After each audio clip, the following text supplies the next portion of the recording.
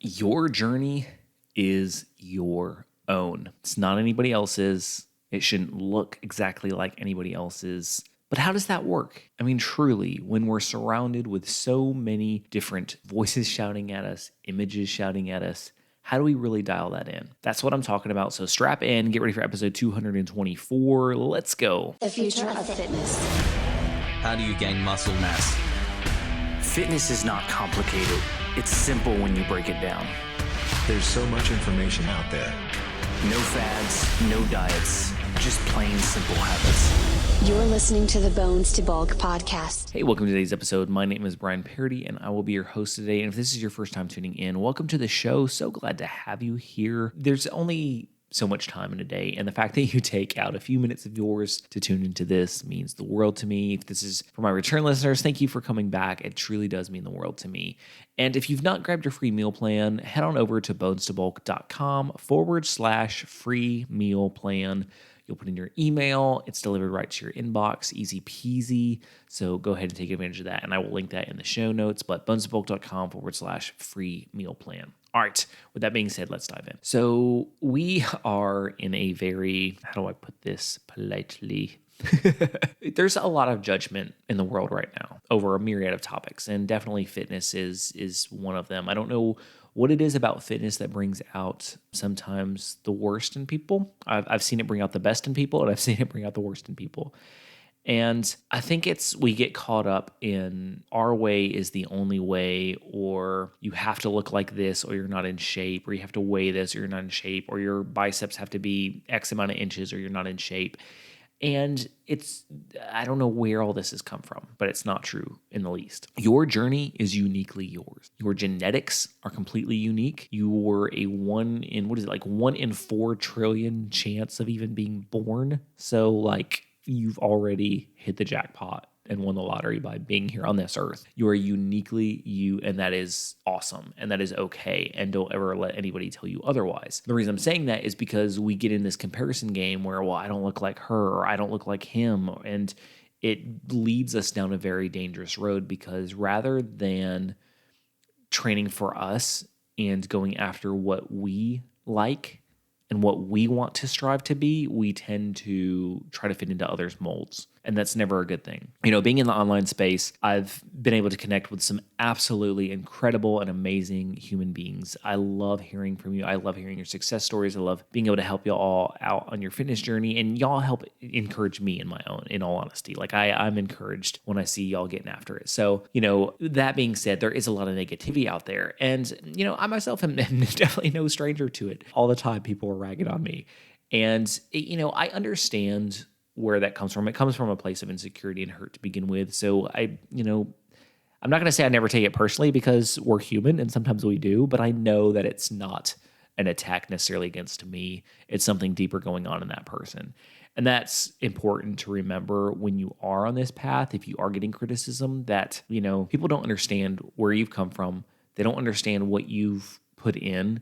They don't understand the mind shift that has had to occur for you to change your life around with fitness.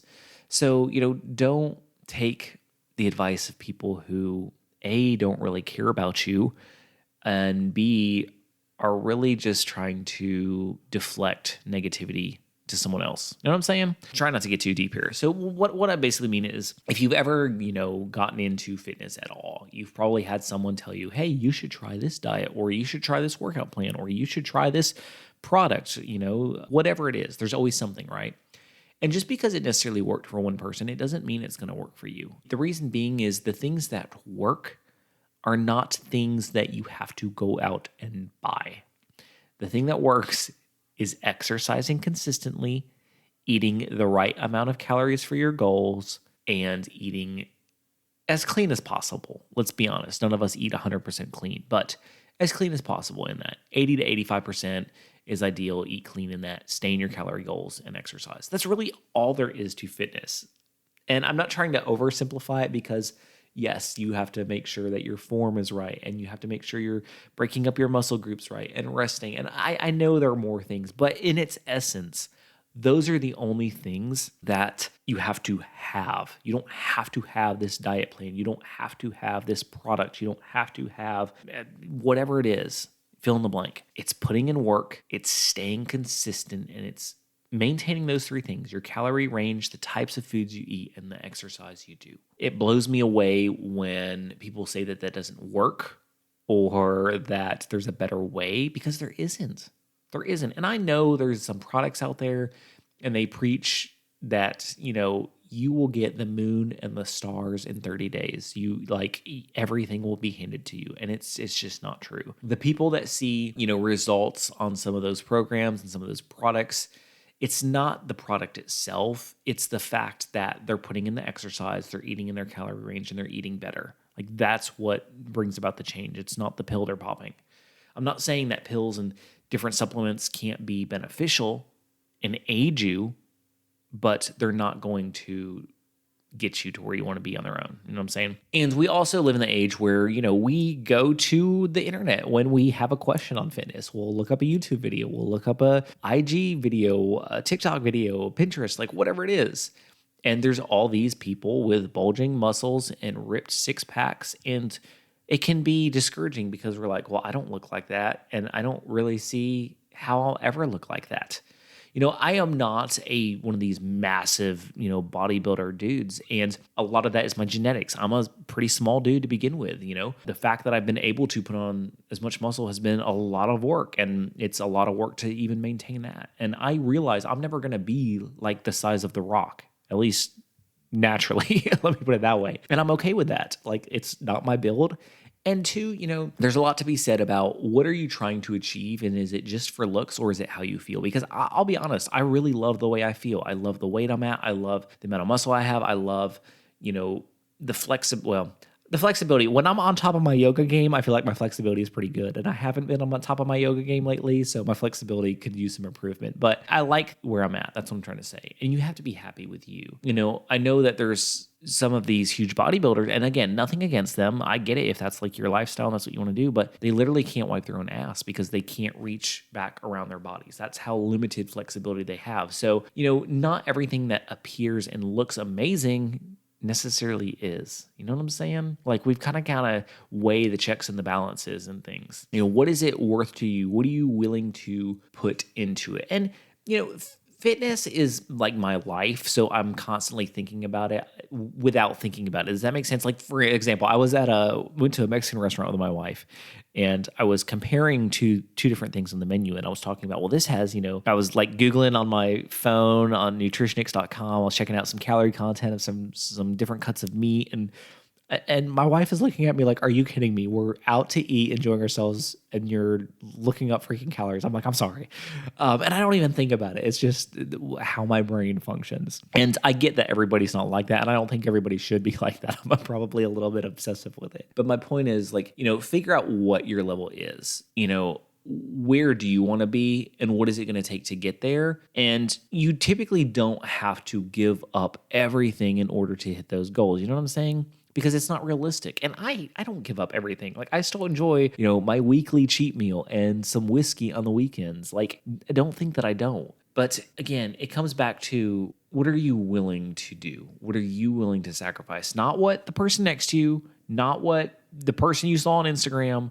What are you able to and willing to give up in order to hit your goal, and have that real talk? If you come to the conclusion that, well, you know what, my fitness journey may take a little bit longer than some other people's, so what? Or you know what, I may not have an 8% body fat percentage like some people out there, but I'm okay with that. I can hover around 11 and be perfectly happy. So you've got to kind of weigh the checks and the balances and find what's a fit for you. The biggest thing I want you to take away from today's episode, if nothing else, don't compare yourself. Please don't compare yourself to anybody else, because, again, everybody starts from a different place. Everybody has a completely different journey. And with that being said, show grace. Like, if you see somebody doing something wrong, it may not be because they're like, oh, I'm going to do this wrong. They don't know. They weren't taught, or they never learned, or, so offer grace, be kind. Like, we need kindness freaking more than ever in this day and age. I truly believe that.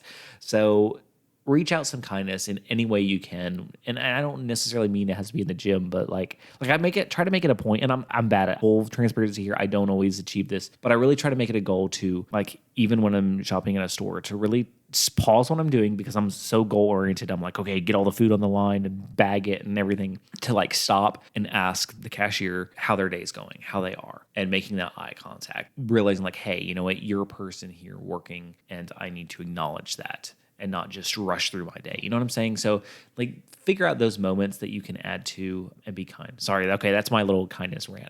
All right, with that being said, you can find me anywhere online. I am on Instagram, Facebook, TikTok, Pinterest, YouTube, you name it, at Bones to Bulk, everywhere. If you haven't checked out the YouTube channel, we're now over 500 videos on there. So if there's an exercise you're curious about, if there's a workout you want to do, chances are I've got a video on it. It's all organized by playlist. So head on over there, youtube.com/Bones to Bulk. All right, with that being said, remember, no matter what voices are in your head telling you what things you should be doing, what you shouldn't be doing, stay true to you. You've got this.